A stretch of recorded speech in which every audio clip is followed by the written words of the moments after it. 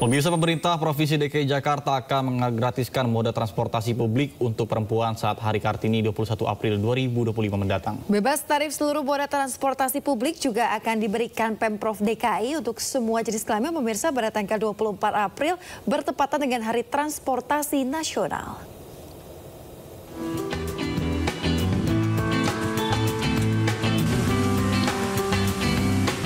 Kabar gembira bagi Anda, perempuan, warga Jakarta dan sekitarnya.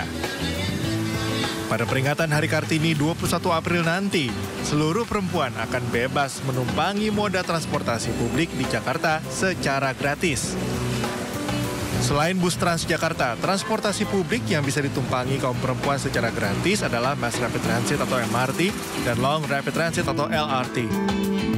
Sementara pada Hari Transportasi Nasional 24 April nanti, Pemprov DKI Jakarta juga akan kembali menggratiskan moda transportasi massal untuk laki-laki dan perempuan.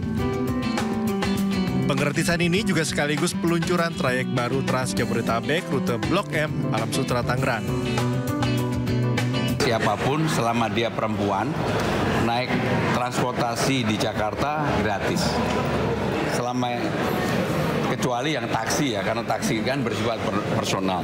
Tetapi naik LRT, MRT, Transjakarta, itu kita gratiskan. Nah, untuk tanggal 24 April, itu adalah hari yang disebut dengan hari transportasi. Maka tanggal 24 April kami akan meluncurkan trayek baru dari Blok M ke Alam Sutera. Dan pada saat itu juga kami akan menggratiskan seluruh trayek, termasuk MRT, LRT, Transjakarta, bagi siapapun, mau laki mau perempuan, gratis. Meski begitu, Gubernur Jakarta Pramono Anung meminta agar penumpang tertib saat menumpangi moda transportasi publik, baik selama di halte atau stasiun hingga di dalam rangkaian. Dari Jakarta, Rani Sanjaya, iNews melaporkan. Pemirsa, ratusan pesepeda mengikuti gelaran Gowes Silaturah Ride 2025. Gubernur Jakarta Pramono Anung membuka secara resmi acara Gowes Silaturah Ride 2025 pagi tadi di Balai Kota Jakarta. Ratusan pesepeda ikut meramaikan acara ini. Gubernur Jakarta melepas sekitar 400 peserta dari berbagai komunitas. Adapun kegiatan ini akan melalui beberapa rute jalan protokol dan selama kegiatan diberlakukan, rekayasa lalu lintas di 28 titik jalan protokol pun diberlakukan. Pemirsa, untuk mengetahui suasana keseruan Gowes sepeda bareng Gubernur DKI Jakarta Pramono Anung, kami sudah terhubung dengan rekan kami Syahreza Zanski. Selamat pagi Syahreza, bagaimana keseruan menggoes sepeda bareng Gubernur Jakarta nih? Siapa saja yang hadir menemani Gubernur? Iya, baik Nata, Yasmin dan juga pemirsa, benar sekali bahwa acara Gowes Silaturah Ride 2025 baru saja berakhir tadi pada pukul 8 pagi waktu Indonesia Barat. Perlahan demi waktu para peserta sudah mulai meninggalkan area Balai Kota dan kini hanya tersisa sesi foto tadi tepatnya di belakang saya ataupun di depan layar kaca Anda, Nata, Yasmin dan juga pemirsa. Mereka sempat bersuap foto terlebih dahulu dan sempat sarapan pagi tentunya yang disediakan oleh pihak Balai Kota. Dan untuk diketahui juga Nata, Yasmin dan juga pemirsa, tadi Gubernur DKI Jakarta Pramono Anung juga membuka acara Gowes Silaturah Ride 2025. Setidaknya ada lebih dari 3 peleton yang dibuka, yang diberangkatkan juga oleh Pramono Anung dan Pramono juga turut serta bersama ratusan peserta untuk ikut gowes ke berbagai titik, di mana rutenya dalam acara ini adalah Jalan Ahmad Tamrin hingga Bundaran Senayan, sehingga memang acara ini sangat begitu disambut antusias tentunya oleh para peserta. Nata, Yasmin. Baik, terima kasih rekan Syahreza Zanski atas laporan Anda. Selamat bertugas kembali, sehat selalu.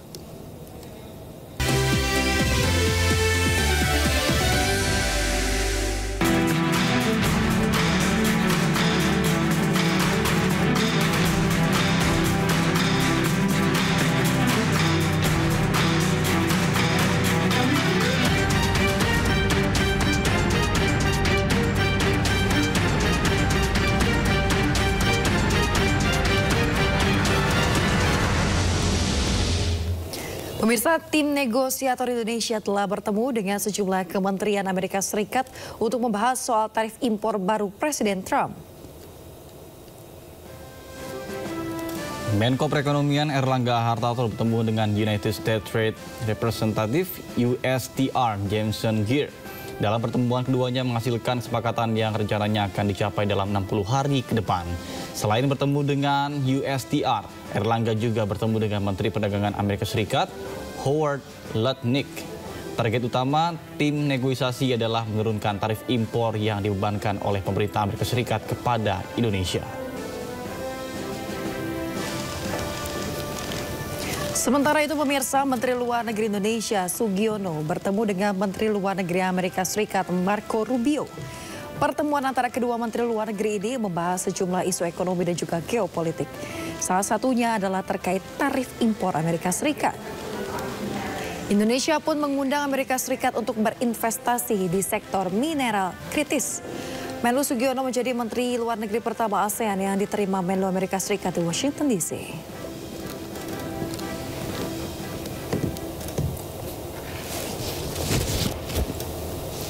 Pemirsa, upaya diplomasi dan negosiasi terhadap kebijakan tarif impor Amerika Serikat menemui titik terang. Menko Perekonomian Erlangga Hartarto menyatakan pemerintah Amerika Serikat bersedia untuk melakukan negosiasi dan akan diputus dalam jangka waktu 60 hari. Dalam pertemuan disepakati bahwa tim teknis akan melakukan langkah-langkah lanjutan terkait dengan negosiasi tarif impor tersebut. Acuan kerja dan format kesepahaman sudah disepakati untuk diselesaikan dalam waktu 60 hari atau sebelum jangka waktu 90 hari yang ditetapkan Trump usai. Salah satu poin perjanjian adalah kesepakatan untuk tambahan pembelian energi dari Amerika Serikat seperti gas alam cair atau LPG, minyak mentah, juga bahan bakar minyak. Erlangga menambahkan salah satu kendala yang ditemui pembeli di Amerika Serikat meminta pengusaha Indonesia untuk berbagi selisih kenaikan tarif impor. Akibatnya, penerapan tarif impor Amerika Serikat adalah biaya ekspor yang tinggi.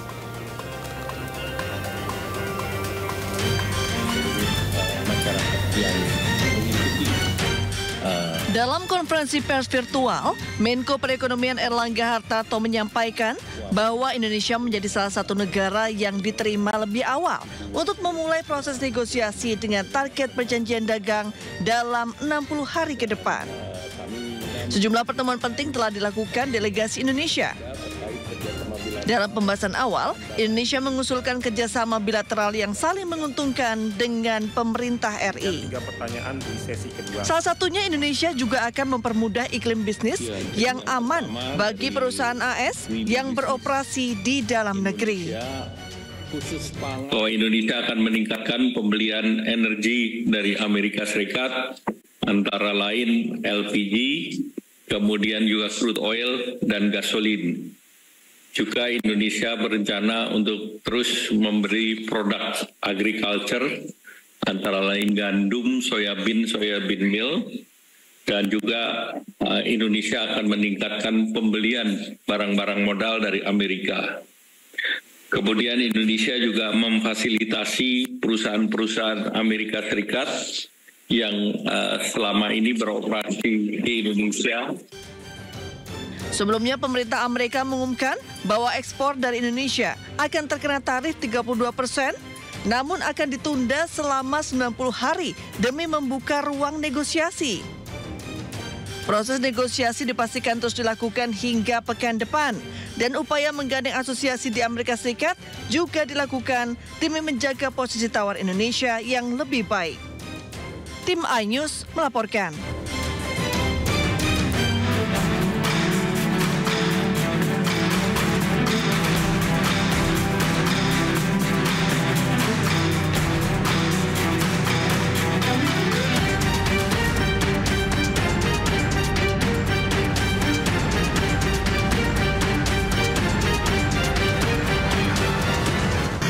Pemirsa, PT Pelabuhan Indonesia dan Kepala Kantor dan Syah Bandar Pelabuhan Tanjung Priuk, Jakarta Utara memastikan kegiatan bongkar muat akan normal kembali pada hari Senin. PT Pelindo juga akan memberikan kompensasi terhadap pas supir truk yang sudah kadaluarsa akibat keterlambatan masuk pelabuhan. Bapak Ibu sekalian, terkait dengan aktivitas hari ini memang khusus untuk MPCT-1 di tanggal 16 menjelang 17 kemarin memang ada persamaan 3 kapal yang tiba di MPCT-1 sehingga terjadi peningkatan volume bongkar muat mencapai di atas 4.000. Ini sehingga menyebabkan terjadi aktivitas yang cukup tinggi yang kita sama-sama tahu akhirnya terjadi kemacetan di MPCT-1 berimbas sampai ke luar. Untuk hari ini ada jadwal kapal memang 3 kapal yang saat ini sudah tiba 2 kapal, namun yang 3 kapal yang kemarin itu sudah 2 sudah berangkat, satunya nanti siang ini sudah berangkat juga. Jadi nanti akan 3 kapal. Namun Bapak Ibu sekalian, kami juga bersama-sama dengan teman-teman dari Pelindo, kemudian dengan Polres, kami melakukan meeting untuk memitigasi terhadap 3 kapal ini jangan sampai terjadi seperti yang beberapa hari kemarin. Yaitu salah satunya adalah kita akan melakukan dimungkinkan untuk di-shifting ke terminal yang lain sehingga mengurangi kegiatan bongkar muat di MPCT-1. Itu yang pertama.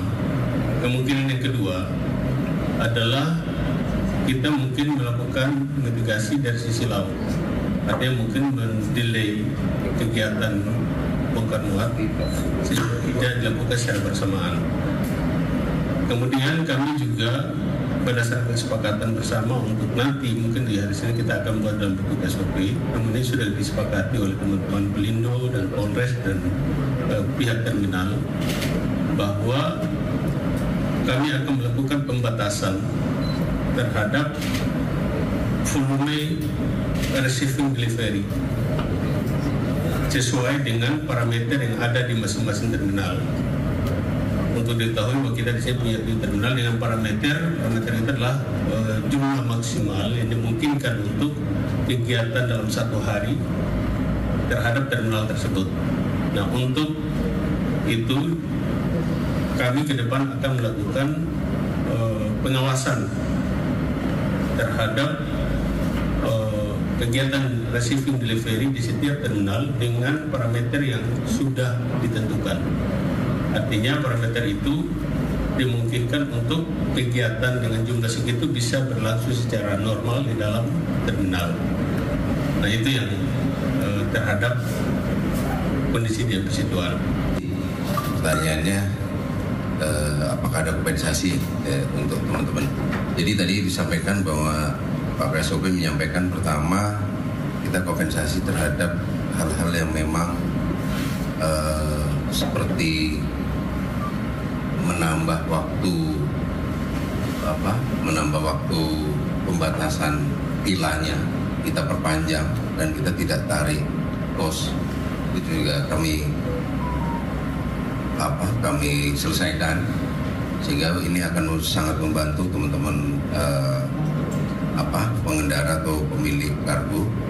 Yang kedua, beberapa kali kami juga melepas kit untuk tapping kitnya juga kami berikan, dan beberapa tadi pagi juga teman-teman yang sudah stuck di jalan arteri kami masukkan ke tol, itu juga biaya tol kami juga bantu, itu bersama-sama Pak Dirlantas dan Pak Kapolres. Kita coba membantu untuk memasukkan ke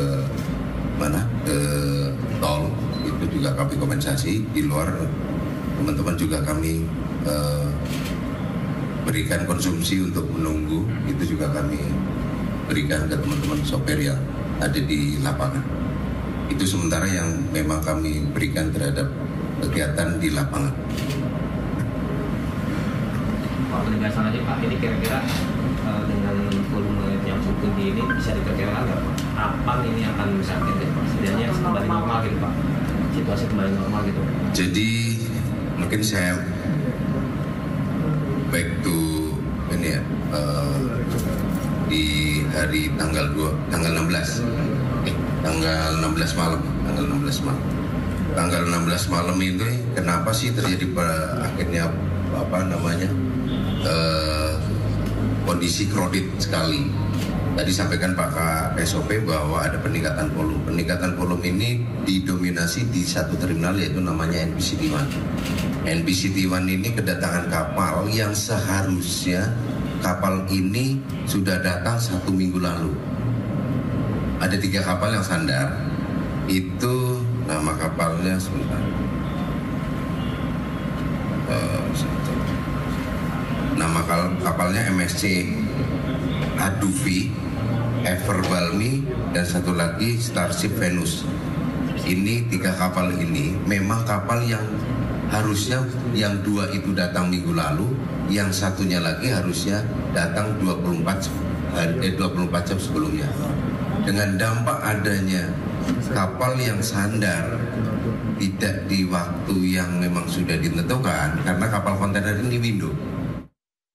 Oke, informasi selanjutnya, pemirsa, pemerintah Indonesia bersiap untuk evakuasi warga Gaza, Palestina. Kota Pangkal Pinang disiapkan menjadi kota tujuan warga Gaza untuk menetap sementara.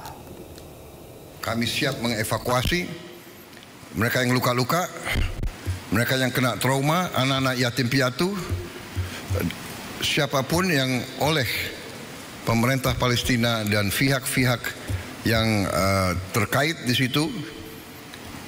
Mereka ingin dievakuasi ke Indonesia, kami siap akan kirim pesawat-pesawat untuk mengangkut mereka. Kita memperkirakan mungkin jumlahnya sekitar 1.000 untuk gelombang pertama.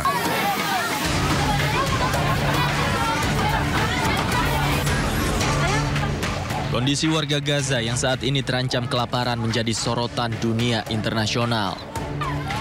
Antrian warga di dapur-dapur amal menjadi pemandangan sehari-hari.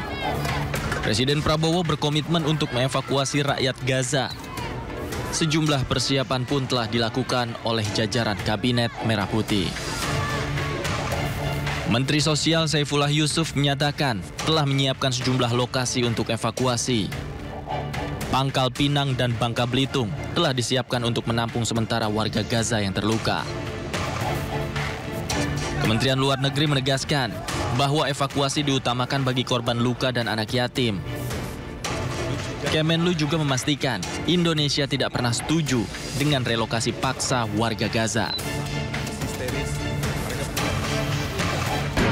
Bahwa Indonesia tidak setuju dengan upaya relokasi paksa warga Gaza under any pretext dalam bentuk apapun.